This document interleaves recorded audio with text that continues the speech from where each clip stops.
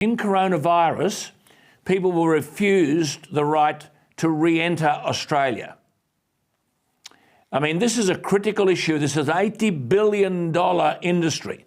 And the disease, to our viewers, I should say, spreads amongst livestock, either as an airborne disease or through contaminated feed or through faeces or even clothing. It doesn't infect human beings, but a visitor to Bali who goes near an animal farm could bring the disease home, their clothes, or as Barnaby says, on their shoes.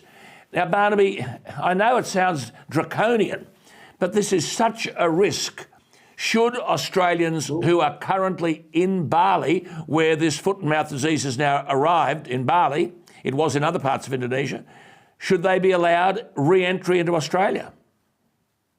Well, I think that's certainly something that should be discussed, as whether you should be able to come back to Australia. I mean, if you're going to bring the disease in, the answer is no. If they do the assessment, say it's a certainty he'll come in if you go to Bali, then you can't go to Bali till they get the disease out of Bali. Because if it gets in Australia, Alan, we have got Buckleys and none, because we've got a massive feral pig population, massive feral deer population. It'll be decimating beyond what would be in England. And you know, my father is a vet, and he was very much at the forefront of the eradication of brucellosis, which we did, bovine brucellosis, bovine tuberculosis. Now, the reason they could eradicate that is because it was only in cattle. So you just find the cattle, get rid of the disease. But foot and mouth, oh, hell no. That's in a whole range of animals. And, you got national parks everywhere, feral pigs, feral deer, moving across the countryside. It will be a nightmare. Absolutely. And to other people who think, oh, that's an $80 billion ag industry, no, this will cost you in your shopping trolley.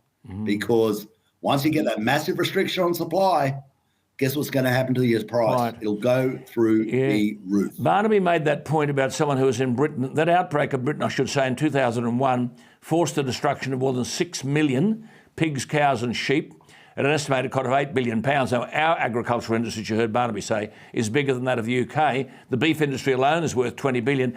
But if you talk to farmers in the UK today, all these years later, 21 years on, they can never forget the burning pits, the stench across the landscape, the immense distress that was caused, and the ongoing pall cast over the entire farming community.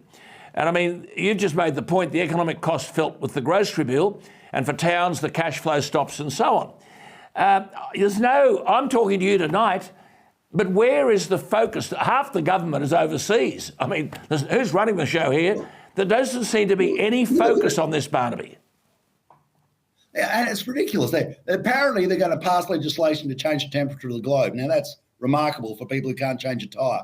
But what should be at the forefront of discussions is a job they could actually do, how we stop foot and mouth coming into this country. But they love this sort of fantasy land rubbish, it's climate change, it's an integrity commission.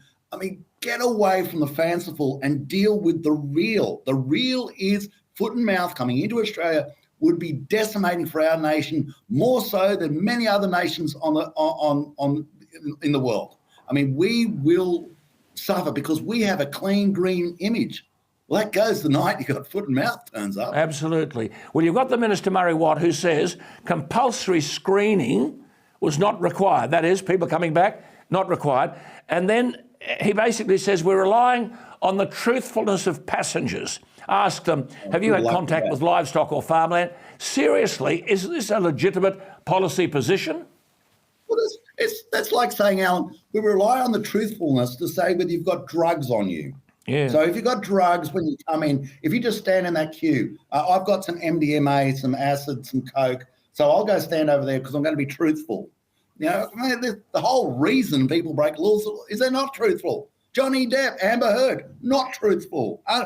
People who lie, they lie. See, a lot of people, when they come in, they lie. But if they know that there is a real sense of a massive penalty, like, okay, we want you to dispose of your shoes, dispose of your soiled clothes. They should be screened. Haven't you, sir? They should be screened.